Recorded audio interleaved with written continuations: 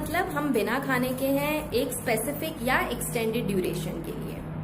Ancient time की अगर हम बात करें तो उस टाइम पे फास्टिंग एक डेली प्रैक्टिस में रहता था, क्योंकि तब फूड सोर्सिंग एक बहुत बड़ा इशू था। बट आज 21st सेंचुरी में हमारे फोन के क्लिक से ही जहाँ खाना हमारे घर पे डिलीवर हो जाता है, तो फूड सोर्सिंग कोई बहुत बड़ा प्रॉब्लम नहीं है।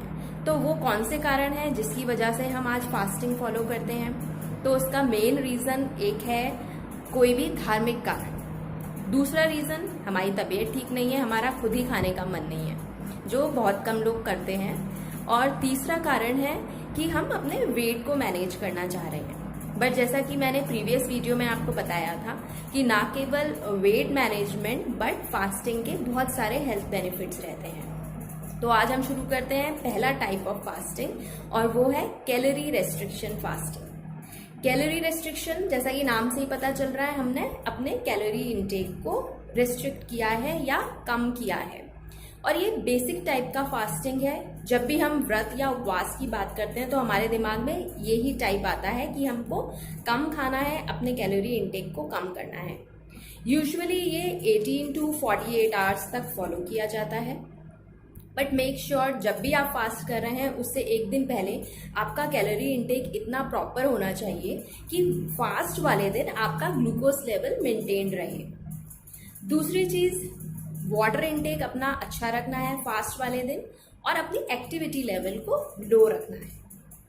सेकेंड टाइप ऑफ फास्टिंग है मैक्रोन्यूट्रिएंट रेस्ट्रिक्शन फास्टिंग। मैक्रोन्यूट्रिएंट्स जैसे carbohydrates, fats and proteins. Generally ये एथलीट्स फॉलो करते हैं प्रोटीन डीलोडिंग के लिए, क्योंकि उनका prior to event and during the event protein intake बहुत ज़्यादा रहता है। और जब भी प्रोटीन इंटेक ज़्यादा होता है तो हमारा जो गट होता है, हमारा जो डाइजेस्टिव सिस्टम होता है, उस पर बहुत ज़्यादा स्ट्रेस रहता है। तो इवेंट के बाद में प्रोटीन डीलोडिंग की जाती है, जिसमें 1 मंथ में 2 से 3 दिन तक प्रोटीन इंटेक बिल्कुल बंद किया जाता है, और mainly good fat and carbohydrates का इंटेक बहुत ज़्यादा बढ़ा दिया जाता है। थोरोली कुक जो वेजिटेबल्स होती हैं उनका इंटेक बहुत ज़्यादा किया जाता है, फाइबर कंटेंट बढ़ाया जाता है। इससे क्या एडवांटेज होता है, हमारा जो स्ट्रेस्ड गट है उसको हील होने का टाइम मिलता है। थर्ड टाइप ऑफ फास्टिंग है सीजनल फास्टिंग। सीजनल मतलब कि अकॉर्डिंग टू द सीजन हमारा फूड टाइप चेंज होते हैं। जैसा कि विंटर्स में हम अपने डाइट में फैट का जो कंटेंट होता है ज़्यादा रखते हैं एज कंपेयर टू समर्स में हमारा खुद ही लाइट फूड खाने का मन करता है, बहुत ज़्यादा मिर्च मसाले वाला खाना खाने का बिल्कुल भी मन नहीं करता। तो ये तो हमारे 3 वो टाइप्स हैं जो जनरली हम सबको पता ही है। एक और टाइप की फास्टिंग है जिसको हम बोलते हैं इंटरमिटेंट फास्टिंग। इंटरमिटेंट फास्टिंग मतलब हमने एक इंटर स्पेस रखा है between periods of regular eating and periods of fasting. मतलब हम नॉर्मल खाना भी खाएंगे और फास्ट भी करेंगे। ऐसा नहीं है कि हम बहुत लंबे टाइम तक फास्टिंग मोड में हैं जिससे कि हमें खुद ही एनर्जी डिप्लीशन या फिर एक स्टार्वेशन की फीलिंग होने लगती है। तो यहाँ पर ना हमें कोई हंगर हार्मोन्स की एक्टिवेशन होता है, ना हमें स्टार्वेशन वाली फीलिंग होती है, लेकिन हमें बहुत सारे बेनिफिट्स मिलते हैं। तो let's start with the intermittent fasting. Intermittent fasting पे बहुत सारी रिसर्च हो चुकी हैं जो ये बताती हैं कि इसके बहुत सारे बेनिफिट्स हैं। ना केवल ये हमारे वेट को एक लॉन्ग लास्टिंग टाइम तक मैनेज करता है, बट ये हमारे बॉडी में कोलेस्ट्रॉल लेवल को कंट्रोल करता है, सिस्टोलिक ब्लड प्रेशर को रेगुलेट करता है, प्लस ये हमारी ओवरऑल मेटाबॉलिक हेल्थ को इम्प्रूव करता है। ऐसा देखा गया है कि कई लोग जो बहुत लंबे टाइम तक फास्ट करते हैं या फिर एक फिक्स डाइट पैटर्न को फॉलो करते हैं तो उनमें वेट गेन होने लगता है इंस्टेड ऑफ वेट रिडक्शन। और उसका कारण होता है कुछ हार्मोनल चेंजेस, और बॉडी का शिफ्टिंग होने लगती है टुवर्ड्स मेटाबॉलिक एडेप्टेशन। लेकिन अगर हम इंटरमिटेंट फास्टिंग फॉलो करते हैं तो ये जो हमारा मेटाबॉलिक एडेप्टेशन है इससे हम बच जाते हैं और हमारा वेट मैनेज रहता है।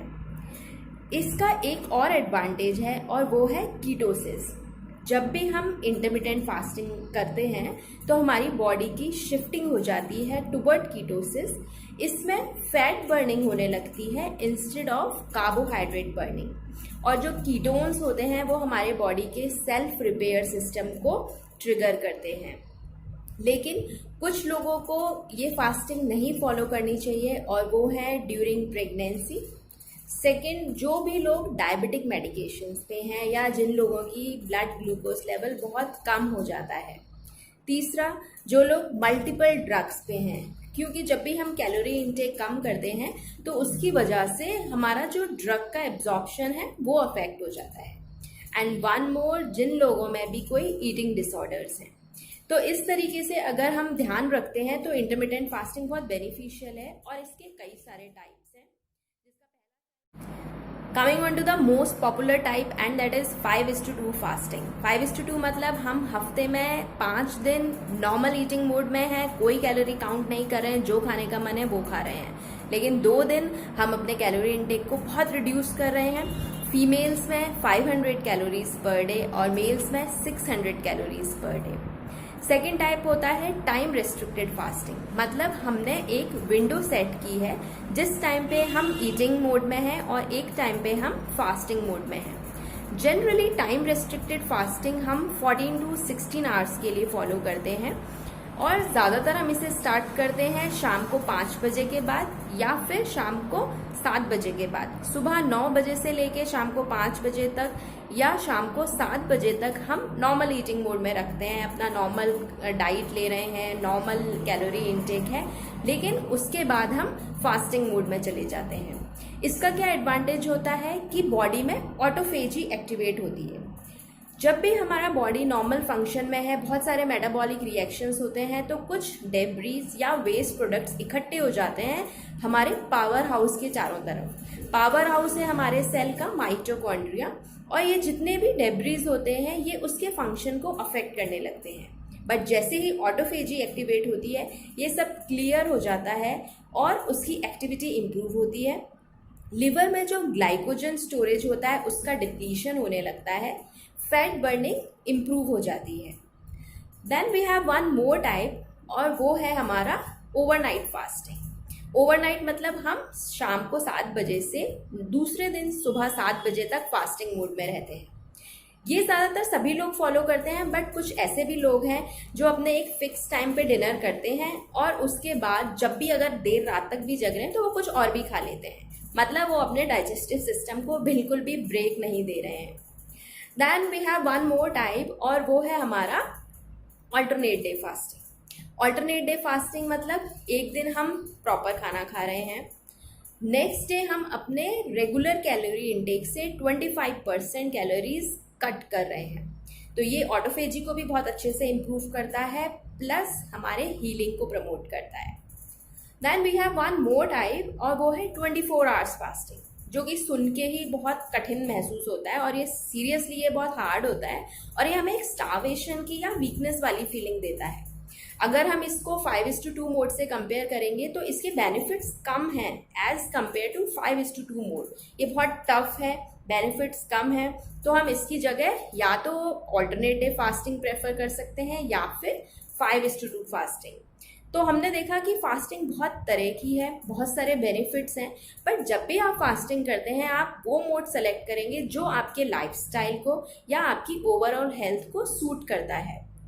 प्लस जब भी हम फास्ट करेंगे हम ये ध्यान रखेंगे कि उससे एक दिन पहले हमारा कैलोरी इंटेक प्रॉपर होना चाहिए, फास्ट वाले दिन वाटर इंटेक अच्छा होना चाहिए, एक्टिविटी लेवल कम रखना चाहिए।